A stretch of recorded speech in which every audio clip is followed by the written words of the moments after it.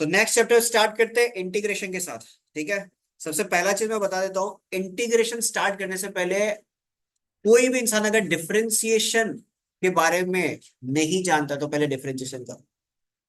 समझ में आ रहा है? पहले आप लोग डिफरेंशिएशन करो। डिफरेंशिएशन का बेसिक्स, डिफरेंशिएशन का अच्छे अच्छे प्रॉब्लम्स आपका क्लियर होना जरूरी है इंटीग्रेशन को समझने के लिए। बिकॉज इसमें बीच बीच में जब आपका डिफरेंशिएशन आते रहेगा तो वहां पे आपके लिए प्रॉब्लम क्रिएट हो जाएगा। फिर आप लोग को ऐसा लगेगा कि यार क्या कर रहा है, कुछ नहीं समझ में आ रहा है, कहाँ से क्या आ गया, इस टाइप का सिनेरियो आपके दिमाग में क्रिएट हो जाएगा। तो पहले डिफरेंशिएशन का जितना भी आपके पास फॉर्मूलाज है, जितना भी केसेस है, सारा आपका क्लियर होना जरूरी है। तब जाके आपको इंटीग्रेशन में मजा भी आएगा और इंटीग्रेशन का प्रॉब्लम सॉल्व भी होगा। ठीक है, अब जब इंटीग्रेशन के बारे में अपन बात करते हैं तो इंटीग्रेशन एक्चुअल में डिफरेंशिएशन का पूरा उल्टा है। जो आप डिफरेंशिएशन में आंसर निकालते हो वो एक्चुअल में इंटीग्रेशन का बन जाता है क्वेश्चन। बात समझ में आ रहा? आप इंटीग्रेशन का उल्टा करो, वो ऑटोमेटिकली डिफरेंशिएशन बन जाए। ठीक है, तो इंटीग्रेशन को एक और नाम दिया गया है जो कि है एंटी डेरिवेटिव।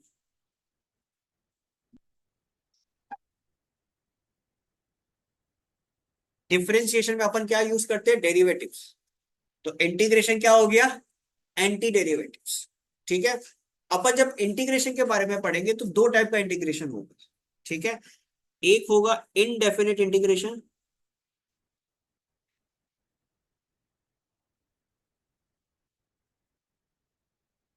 Indefinite integration. दूसरा होगा आपका डेफिनेट इंटीग्रेशन, या इंटीग्रल्स बोल लो, कोई इशू नहीं है। ठीक है, ये दो सिनेरियो आप पढ़ने वाले हो। आपका मैक्सिमम चीज जो है वो इनडेफिनेट में कवर अप हो जाएगा। इनडेफिनेट प्रॉपर्ली आप समझ गया, डेफिनेट ऑटोमेटिकली समझ जाओगे। बिकॉज डेफिनेट में अल्टीमेटली चीजें आपका इंडेफिनेट का यूज होगा, थोड़ा बहुत एक्स्ट्रा प्रॉपर्टीज आ जाता है उसके अंदर। ठीक है, तो बेसिकली पूरा इंटीग्रेशन में मेन चीज जो आपको समझना, जो चीज आपको पढ़ना है, जो मेथड्स आपको पढ़ना पड़ेगा, वो इंडेफिनेट का हो। ठीक है, अब बात ये आता है कि हम लोग पढ़ क्यों रहे हैं, इनडेफिनेट और डेफिनेट इंटीग्रल्स पढ़ने का रीजन क्या है। अब आप एक चीज समझो, ठीक है, कि आप लोगों को कोई भी फिगर जो फिक्स्ड है उसका एरिया निकालने हम बोल दे, आप निकाल सकते हो। स्क्वायर, रेक्टेंगल, क्यूब, क्यूबॉइड, इस टाइप का कोई भी फिगर जो फिक्स्ड है आप उसका एरिया आराम से निकाल सकते हो। ठीक है, कल को मैं आपको कोई भी तरीके का इनडेफिनेट फिगर्स में आपको दे दूं, सोचो कि ऐसा है सिचुएशन। ठीक है, यहां से मैंने ऐसे एक लिमिट लगा दिया, सोचो ए से लेके बी तक का। ठीक है, अब मैं आपको बोल रहा हूं ए से बी तक का आप एरिया बताओ। ए से बी तक का आप क्या बताओ? एरिया बताओ। अब ये जो फिगर आपके पास बन रहा है, जो मैंने शेड किया है, ये कोई डेफिनेट फिगर है? क्या इसका कोई नाम है? ना आप इसको स्क्वायर बोल सकते, ना आप इसको रेक्टेंगल बोल सकते, ना आप इसको सर्कल बोल सकते, ना क्यूबॉइड बोल सकते, कुछ भी नहीं बोल सकते। अब इस टाइप का इनडेफिनेट फिगर्स को एरिया बेसिकली निकालने के लिए हम लोग यूज करते हैं किसका?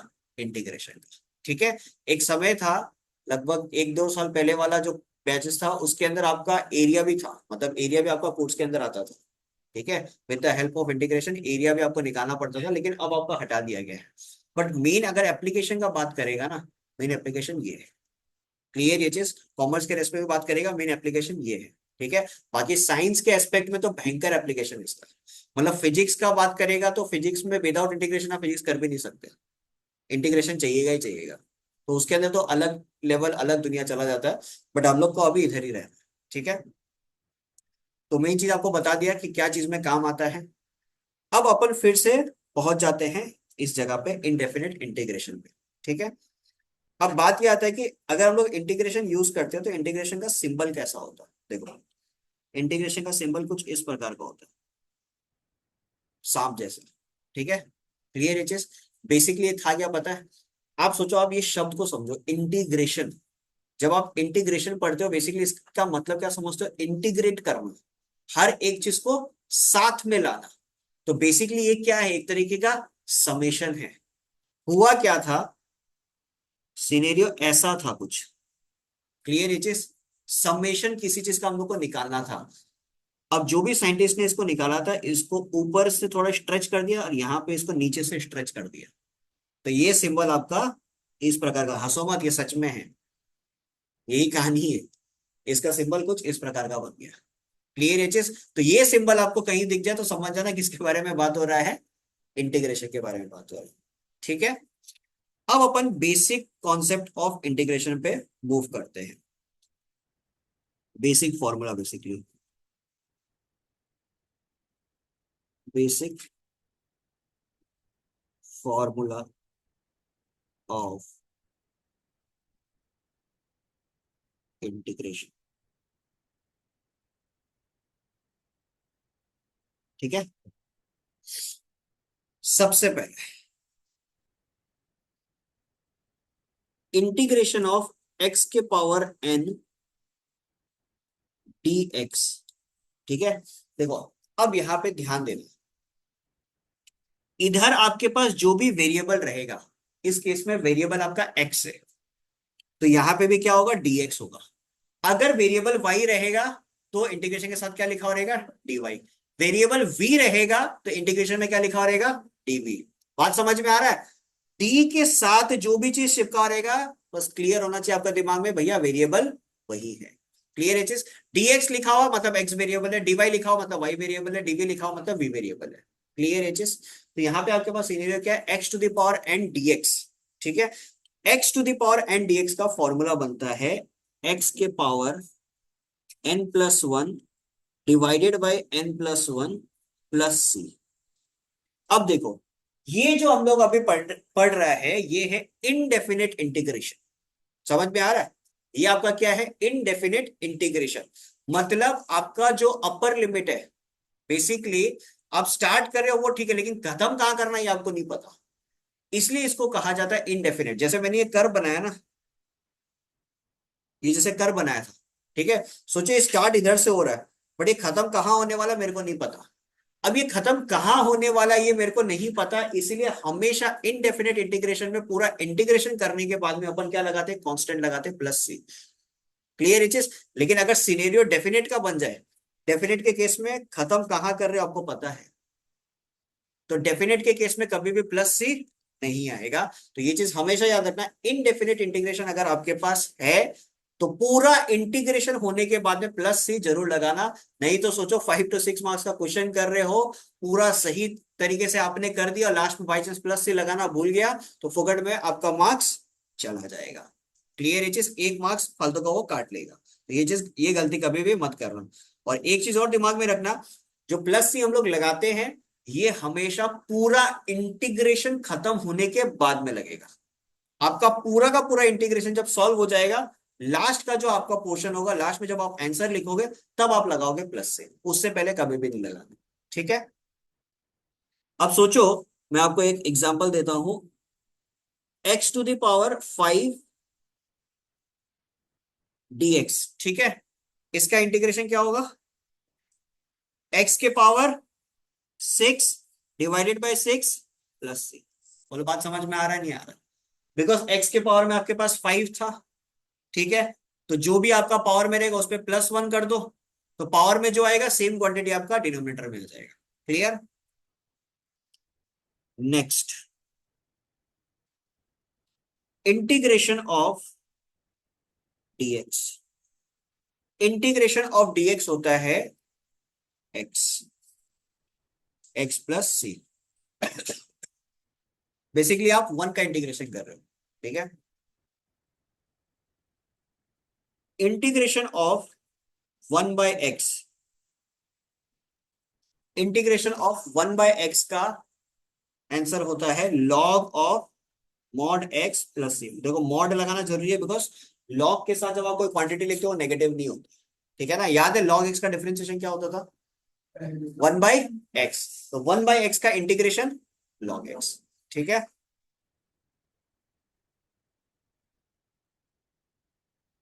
इंटीग्रेशन ऑफ e⁴x dx क्या होगा, e⁴x प्लस सी। ये आपको याद होगा, e⁴x का डिफरेंशिएशन आप क्या बोलते थे, e⁴x होता था, तो e⁴x का इंटीग्रेशन भी e⁴x होगा। ठीक है,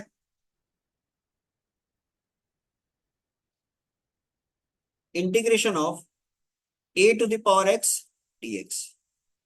ठीक है, तो A to the power X DX का इंटीग्रेशन क्या होगा, A to the power X divided by log A plus C. याद करो, A to the power X का इंटीग्रेशन डिफरेंशिएशन क्या होता था, A to the power X log A, multiplication पे लॉग ए होता था, और यहाँ पे कहाँ होगा, डिवाइड बाई। क्लियर ये चीज। इनफैक्ट जो चेन रूल आप वहां यूज करते थे डिफरेंशिएशन में, वो चेन रूल आपका यहाँ पे भी यूज होगा। बस फर्क इतना है कि जो चेन रूल आप वहां यूज करते थे और मल्टीप्लीकेशन पे लगाते थे, वही चेन रूल आप यहाँ पे भी यूज करोगे, लेकिन आप डिवीजन पे लगाओगे। ठीक है, वो विद द क्वेश्चन आप समझ जाओगे। ठीक है, तो ये बेसिक फॉर्मूला है आपका इंटीग्रेशन। क्लियर है चीज, एकदम बेसिक बेसिक फॉर्मूला जो था वो सारा हम बता दिया इंटीग्रेशन का। ठीक है, अब एक आध प्रॉपर्टी समझते हैं।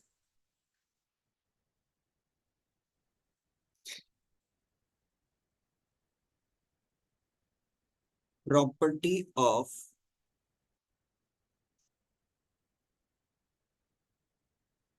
इंटीग्रेशन।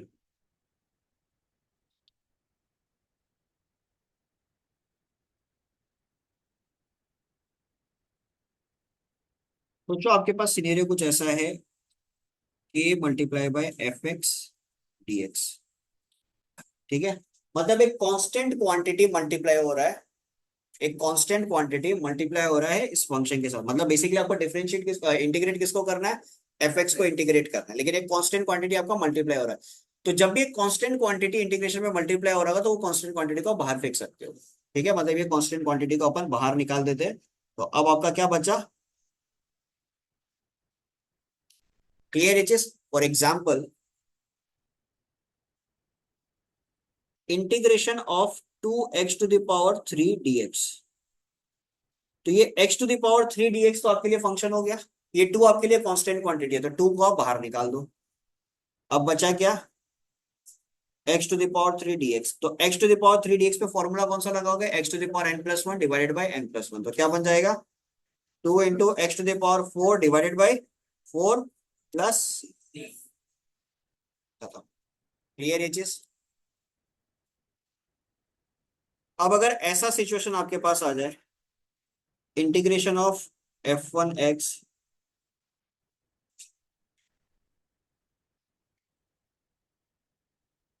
काफी सारा फंक्शन अगर प्लस माइनस हो रहा हो, तो इनको आप अलग अलग कर सकते हो। ठीक है, जैसे कि f1x dx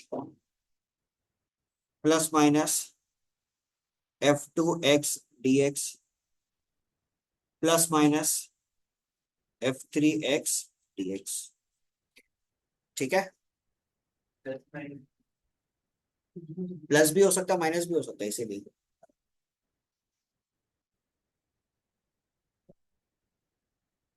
कोई दिक्कत,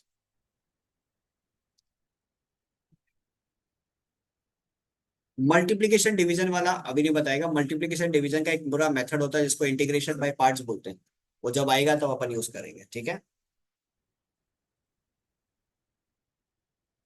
यार यहाँ तक।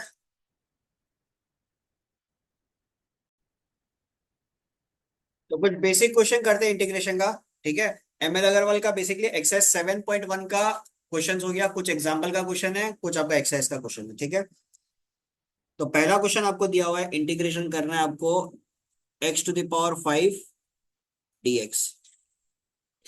तो क्या होगा इसका answer, x to the power 6 divided by 6 plus.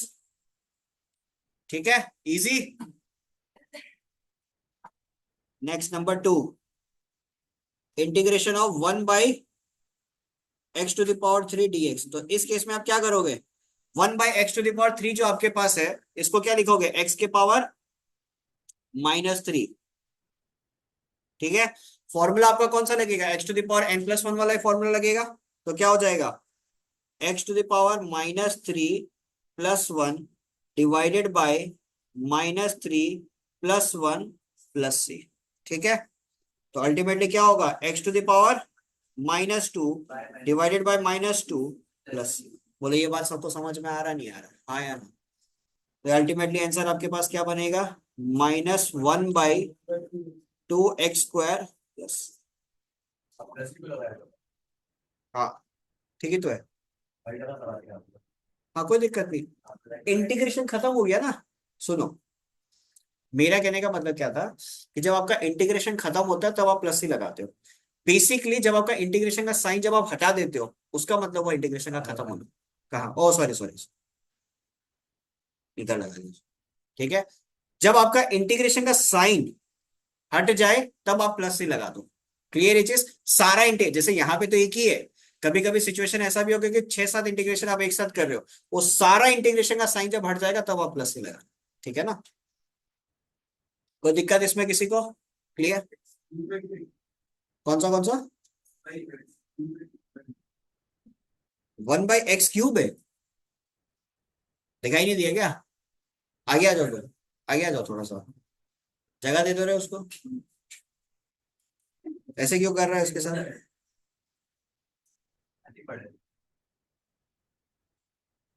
Next आपके पास है 1/√y/dy।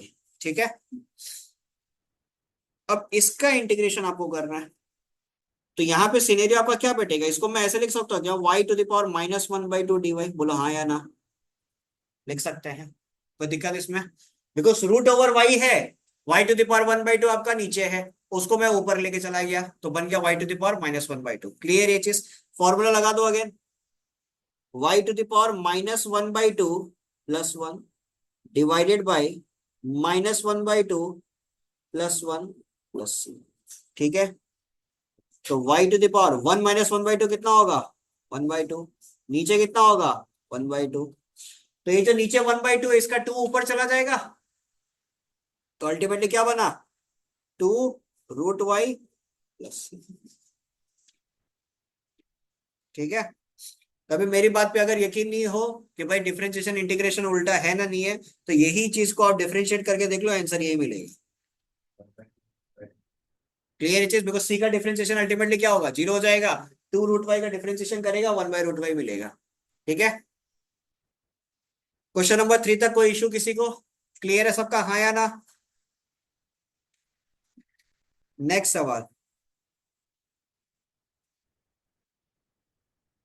ऑनलाइन वालों को दिक्कत किसी को?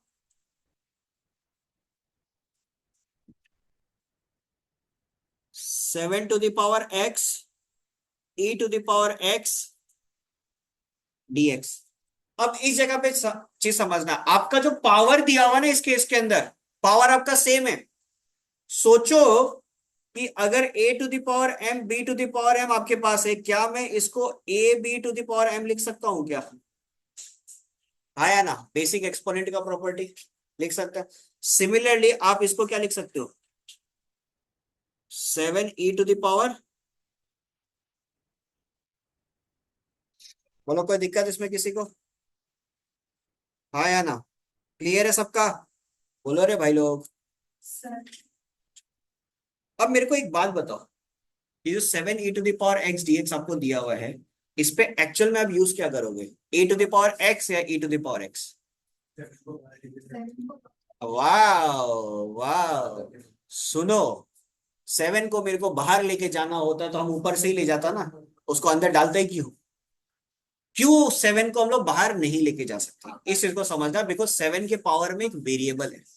समझ में आ रहा है आपको? 7 के पावर में क्या है, वेरिएबल, तो आप 7 को बाहर लेके जा नहीं सकते। ठीक है, e⁻x का अगर आप फॉर्मूला लगाते हो तो आपके पास सिर्फ और सिर्फ e⁻x होना चाहिए। मतलब सोचो अगर 5e⁻x है, कोई दिक्कत नहीं है, 5 को हम बाहर फेंक दिया, बचा आपके पास e⁻x।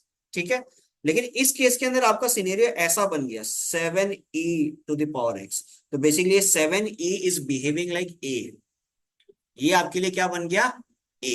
क्लियर है चीज? तो यहाँ पे जो हम लोग फॉर्मूला यूज करेंगे वो कौन सा होगा, a⁻x dx वाला। ठीक है, जो क्या कहता है, a⁻x divided by log a plus c। ठीक है, तो अल्टीमेटली आंसर क्या आएगा, 7e⁻x divided by log of 7e+c।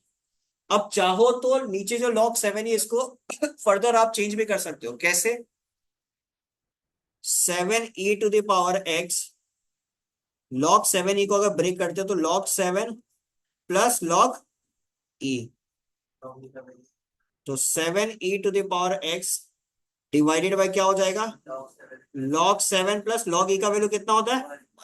Clear ये चीज। बोलो यहां तक किसी को कोई प्रॉब्लम है, हाँ या ना, किसी को कोई दिक्कत यहां तक। नंबर 5 पे क्या दिया हुआ आपको, integration of 4 to the power x divided bye 9 to the power x dx। ठीक है, अब इस जगह पे बताओ मेरे को अगेन क्या लगेगा। आपका वही सेम सिचुएशन क्रिएट हो गया जो नंबर 4 पे था। अब क्या करो यहाँ पे 4/9 पावर में x लिखो, बिकॉज न्यूमरेटर का पावर भी x है, डिनोमिनेटर का पावर भी x है, तो इस प्रकार अपन लिख सकते हैं। ठीक है, अब ये 4/9 टू द पावर x आपका बन गया, तो basically 4/9 is behaving like a।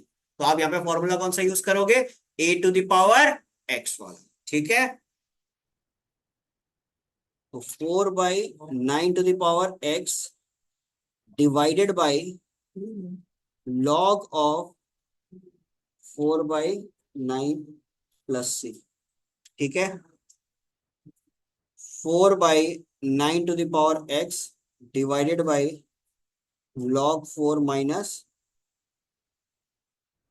चाहो तो इधर तक छोड़ दो, कोई इशू नहीं। ठीक है, कोई दिक्कत यहां तक, क्लियर है सबका। चलो नेक्स्ट, नंबर 6 नंबर देखो।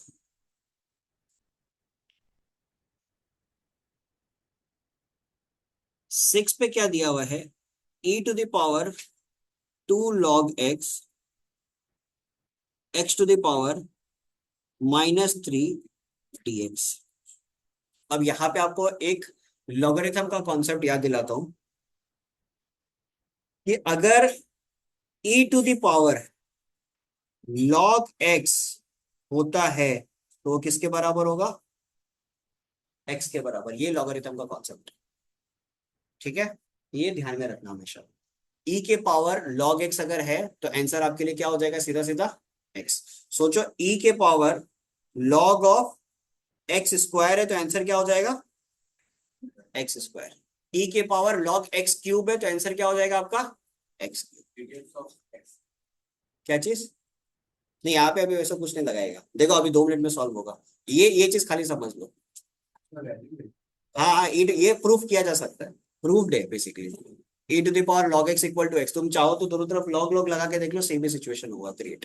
ठीक है, देखो अब यहां पे आपको क्या दिया हुआ है, 2 log x आपके पास है। ठीक है, अगेन लॉग का एक और फॉर्मूला याद करते हैं, log of x to the power n अगर होता है तो क्या लिख सकते हो आप, n log x।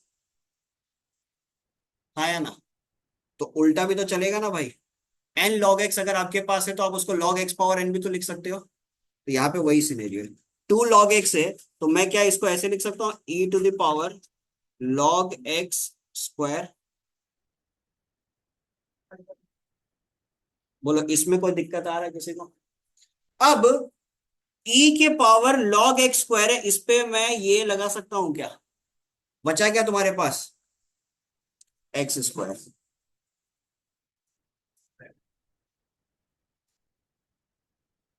तो एक्स स्क्वायर और एक्स टू द पावर -3 इसको सॉल्व करेंगे तो मेरे पास क्या बचेगा, 1/x। 1/x का इंटीग्रेशन क्या होता है, लॉग ऑफ, बोलो ये बात सबको समझ में आ रहा है नहीं आ रहा, हाँ या ना, कोई दिक्कत किसी को। तो क्वेश्चन नंबर 8 में आपको सिचुएशन क्या दिया हुआ है, 5 के पावर log x बेस 5। ठीक है, क्या होगा सिचुएशन यहाँ पे, 2b है ना, सॉरी 2b है आपके पास, तो यहाँ पे सिनेरियो क्या होगा,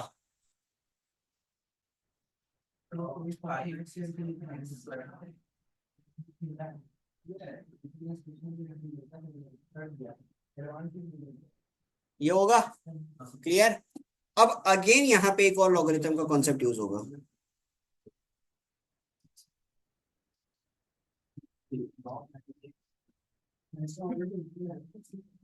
a to the power log x base A, अगर ऐसा सिचुएशन क्रिएट हो जाए, ठीक है, A to the power log X base है, मतलब यहाँ पे जो बेस पे नंबर जो है और यहाँ पे जो बेस पे नंबर है, ये दोनों अगर सेम हो जाए तो आंसर डायरेक्टली आपका क्या होगा, एक्स। क्लियर ये चीज, आंसर डायरेक्टली आपका क्या होगा, एक्स। तो इस केस में ध्यान दो, इधर आपके पास 5 है, इधर भी आपके पास क्या है, 5। डायरेक्टली आप क्या लिख सकते हो, एक्स स्क्वायर। क्लियर, तो इसका आंसर क्या आ जाएगा, एक्स क्यूब डिवाइडेड बाई, कोई दिक्कत इसके अंदर। इसी वजह से कहते थे कि क्लास 11th में थोड़ा थोड़ा कुछ कुछ जगह पे ध्यान दे दो। अब समझ में आ रहा ना। चल, अब मेरे हिसाब से नंबर 8 होगा क्या आप लोग से, होगा क्या नंबर 8, ट्राई करो एक बार, 2 मिनट अपना कीमती वक्त दो। अब देखो क्वेश्चन नंबर 8 पे जो लोग नहीं दिमाग लगा पाया, देख लो 2 मिनट इधर, भाई समझो, इधर देखो, यहाँ पे आपके पास बेस में क्या है, 4। तो एक चीज तो क्लियर हो गया, ये जो सिचुएशन आपको दिया हुआ है, ये situation A power log X base A का सिचुएशन, ठीक है। यहाँ पे आपके पास 4 है, तो मतलब ये जो 2 है, पहले तो इसको 4 बनाने का कोशिश करो। इसको आप 4 कैसे बना सकते हो, अगर मैं ये 2 की जगह लिख दूं 4 के पावर 1/2, होगा ना, नहीं होगा। Square root of 4 is nothing but 2, ठीक है, लॉग एक्स बेस 4 dx, ठीक है। अब ये जो 1/2 है, इसको हम x के पावर में भेज सकते हैं, तो क्या हो जाएगा, 4 लॉग बेस में 4 x के पावर। अब देखो सिचुएशन क्रिएट हो गया, तो अल्टीमेटली आप क्या लिख सकते हो, इंटीग्रेशन ऑफ x के पावर 1/2 dx। तो क्या हो जाएगा, x के power 1/2 plus 1 divided by 1/2 plus 1 plus 3, ठीक है। तो x के पावर 3/2, नीचे भी 3/2 आएगा, तो 2/3 लिख देते हैं इसको। This is your required answer. कोई दिक्कत इसमें किसी को,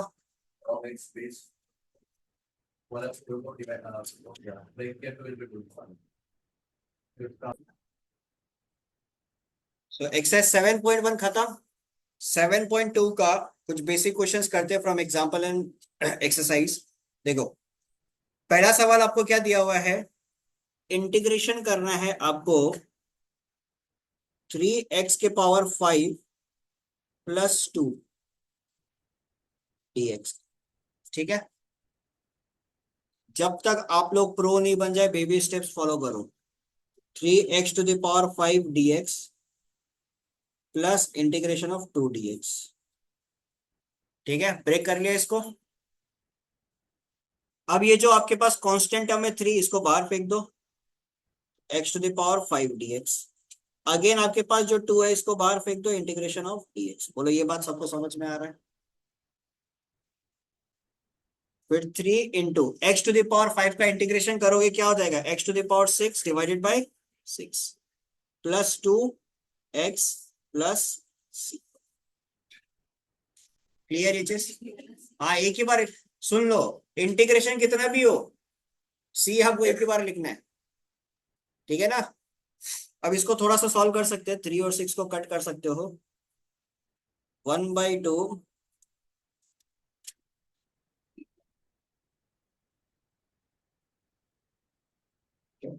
बोलो कोई दिक्कत इसमें किसी को, क्लियर है सबका, हाँ या ना। चलिए अच्छे से नोट डाउन कर लो,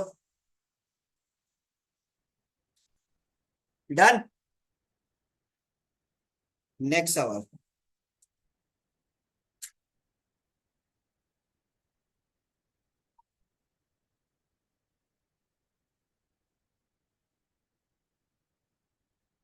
number 2, integration of √x minus 1/x² ठीक है। अब इसको a minus b whole square में ब्रेक कर सकते हैं अपन। क्या हो जाएगा? रूट एक्स का होल स्क्वायर प्लस 1/x² का whole square -2 into root x into 1/x²। बोलो, ये समझ में आ रहा सबको? तो रूट एक्स का होल स्क्वायर क्या हो जाएगा? एक्स, 1/x² का स्क्वायर 1/x⁴ -2। इसको अगर सॉल्व करेंगे ये कितना हो जाएगा? 2 - 1/2 दैट इज 3/2। तो 2/x⁴ 3/2 dx। बोलो क्लियर है सबका? अब सबको अलग अलग कर दो। तो integration of x dx plus, इसको मैं ऐसे लिख दो x⁴ चलेगा। माइनस ये 2 को बाहर निकाल देता हूं। बोलो, यहां तक समझ में आ रहा है सबको? क्लियर है? अब x dx का इंटीग्रेशन क्या हो जाएगा? x²/2। इसका क्या हो जाएगा? x⁴ -4 + 1 divided bye -4 + 1 -2 x⁻³ -3/2 + 1 divided bye -3/2 + 1। तो ये अल्टीमेटली क्या हो जाएगा? यहाँ पे +c x²/2। ठीक है। -4 + 1 कितना होता है? -3 होता है। तो ये हो जाएगा -1/3 x⁴ चलेगा। फिर x⁻³ -3/2 + 1 कितना हो जाएगा? -1/2। आया ना? यही तो होगा। तो -2 डिवाइडेड बाई x⁻1/2 ऐसे लिख सकता है। और नीचे जो 1/2 आएगा इसको मैं ऊपर लेके जाऊं तो 2 बन जाएगा। ये समझ में आ रहा नहीं आ रहा है? भाई नीचे भी आपके पास 1 - 3/2 को सॉल्व करोगे तो नीचे आपके पास 1/2 आएगा।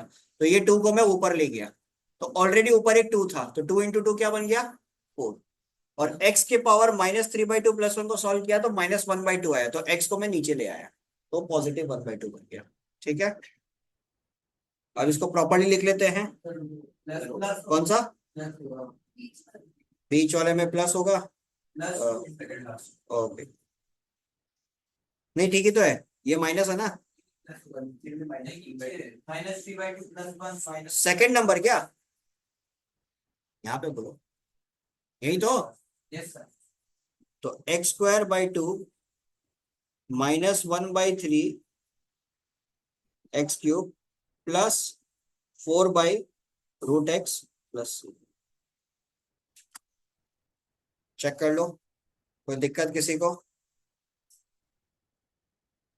सो this is your required answer for question number first का सेकंड पार्ट। ठीक है। 2 मिनट का समय दे रहा हूं, क्वेश्चन नंबर 2 ट्राई करने का कोशिश करो। क्वेश्चन नंबर 2 ट्राई करो।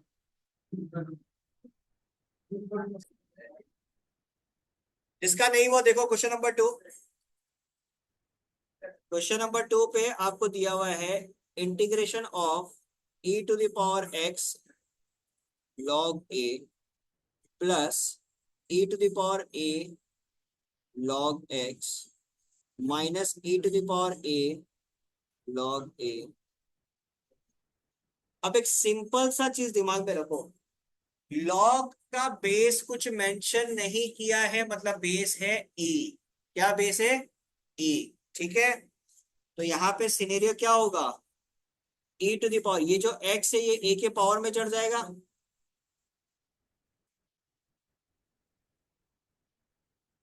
अगेन ये a x के पावर में चढ़ जाएगा।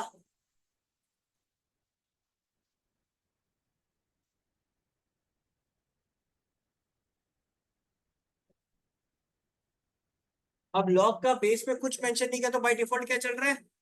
e चल रहा है। तो याद करो वो प्रॉपर्टी क्या बताया था? a⁻log x बेस a अगर होता है तो आंसर आप डायरेक्टली क्या लिख सकते हो? x। क्लियर? तो इस सिनेरियो पे क्या हो जाएगा? a⁻x minus x⁻a minus a⁻a, sorry ये प्लस बीच में, ठीक है। तो A to the power X DX plus X to the power A DX minus A to the power A DX, ठीक है। तो A to the power X DX का डिफरेंस इंटीग्रेशन क्या होगा, A to the power X divided by log A. फिर x के power a का integration क्या होगा, x के power a is nothing but x power n only. तो क्या फॉर्मूला लगेगा, x to the power a plus one divided by a plus one. Clear. Minus a to the power a क्या है आपके लिए, कांस्टेंट टर्म है, तो इसको बाहर निकाल दो। तो बचा आपका dx, तो dx का इंटीग्रेशन क्या होगा, x plus. So this is your required. कोई दिक्कत यहां तक किसी को, कौन सा क्वेश्चन नहीं है समझ में, पहला वाला कौन सा, A to the power X. भाई A to the power X तो फॉर्मूला लगा दिया सीधा, log X, A to the power X divided by log A है। किसका बोल रहा है, मतलब इंटीग्रेशन का बोल रहा है ना, ऊपर जो सेकंड स्टेप में किया उसका बोल रहा है, सेकंड स्टेप में जो किया उसका बोल रहा है, ठीक है। ये जो तुम्हारे पास सिनेरियो है, A to the power log X base A है ना, बेसिकली तुम चेक क्या करता है, बेस बेस को, ये दोनों अगर सेम है, लॉग लगा हुआ है, तो आंसर सीधा सीधा क्या हो जाएगा, जो एक्स होगा। इस केस में तुम्हारे पास यहाँ पे देखो, नीचे यहाँ पे बेस क्या है, ई, इधर क्या है, ई। क्लियर ये चीज, लॉग लगाओ तो ये तुम्हारे लिए एज ए एक्स बिहेव कर रहा है ना, तो A to the power x पूरा नीचे उतर के आ गया। क्लियर। हर केस में सेम सीनेरियो देखो, लॉग का केस के अंदर कुछ भी बेस अगर आपको मेंशन नहीं किया तो बाय डिफॉल्ट क्या चल रहा है, बेस ई चल रहा है, ठीक है। अब आप लोग फिर से मौका दे रहा आप लोग को, क्वेश्चन नंबर 3 ट्राई करो, होना चाहिए सबका।